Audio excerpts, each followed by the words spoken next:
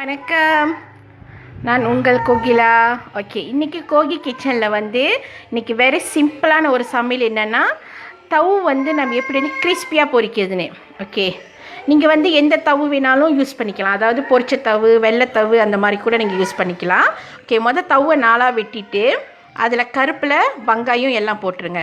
Okay, அதோட 1 teaspoon சோள மாவு. ஓகே, அப்புறம் அரைச்சி வச்ச இஞ்சி பூண்டு. ஓகேவா, அது கொஞ்சம். ஓகே, அப்புறம் மஞ்சள் தூள்,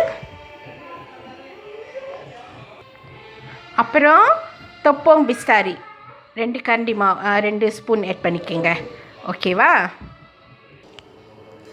தேவையான அளவுக்கு தண்ணி விட்டுக்குங்க. அப்புறம் இதை நம்ம நல்லா பிணையணும்.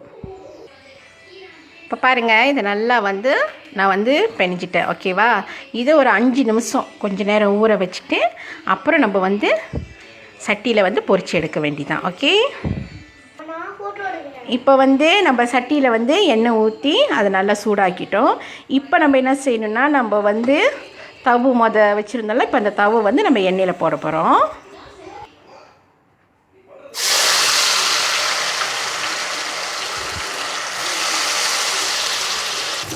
இப்போ பாருங்கள், நல்லா மொறுமொறுன்னு வந்துருச்சு. இப்போ நம்ம எடுக்கலாம் அதை. இப்போ பாருங்கள், எவ்வளோ கலர்ஃபுல்லாக இருக்குது. கருப்பில் இருக்குது, வெங்காயம் இருக்குது, அழகாக இருக்குதுன்னு.